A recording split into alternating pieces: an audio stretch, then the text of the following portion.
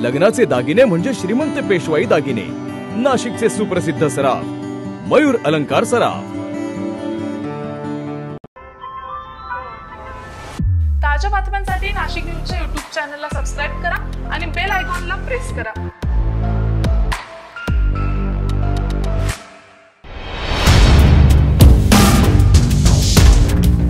तब्बल 50 वर्षांहून अधिक काळ शिवसेनेसोबत असलेले शिवसेनेचे उपनेते आणि माजी समाज कल्याण मंत्री बबनराव घोलप यांनी शिवसेना उद्धव बाळासाहेब ठाकरे पक्षाच्या प्राथमिक सदस्यपदाचा राजीनामा दिल्यानं ठाकरे गटाला हा मोठा धक्का मानला जातोय।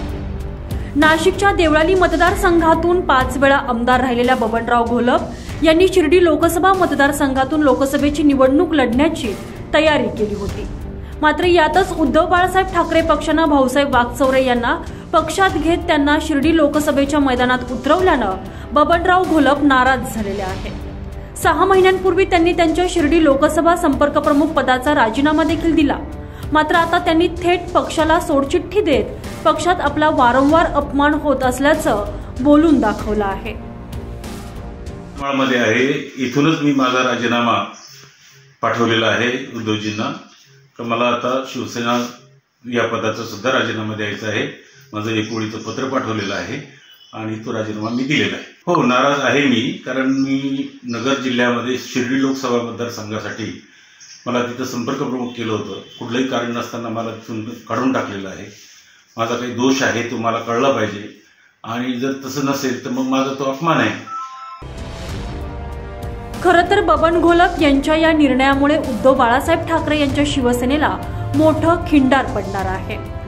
त्यांच्यासोबतच त्यांचे पुत्र माजी आमदार योगेश घोलप, माजी महापौर नैना घोलप यांच्यासोबत असंख्य नगरसेवक आणि पदाधिकारी पक्ष सोडण्याच्या तयारीत असताना आदित्य ठाकरे यांनी मात्र दिल्लीकरांच्या समोर झुकणाऱ्यांच्या मनधरणीचा प्रश्नच नाही असं सांगत घोलपांच्या पक्ष सोडचिठ्ठीला फारसं महत्त्व दिलेलं नाही। नाही, मी त्यांच्यावर काही बोलणार नाही। मला वाटतं आपण पाहत असाल सामान्य नागरिक हा उद्धव साहेबांसोबत आहे, प्रामाणिक जे लोक आहेत ते आमच्यासोबत आहेत। मी कुठेही प्रयत्न काही करत नाहीये। महत्त्वाची गोष्ट हीच आहे, आमचा प्रयत्न हाच आहे की दिल्ली समोर झुकणाऱ्याला आम्ही सत्तेत बसू देणार नाही। आपण पाहत असाल सगळीकडेच देशभरात अस्थिरता आहे, प्रत्येक राज्यात अस्थिरता आहे। भाजप प्रणित जिथे जिथे सरकार आहेत किंवा भाजपची सरकार आहेत तिथे अस्थिरता आहे आणि आम्हाला स्थिर चांगलं सरकार महाराष्ट्राला द्यायचं। जसं महाविकास आघाडीत आपण पाहत होतात चांगलं काम चाललेलं ते आम्ही करू। बबनराव घोलप हे 1985 पासून शिवसेनेत सक्रिय आहे। 1990ला ते अपक्ष आमदार झाले आणि तेव्हापासून ते शिवसेनेचे निष्ठावान शिवसैनिक आहेत।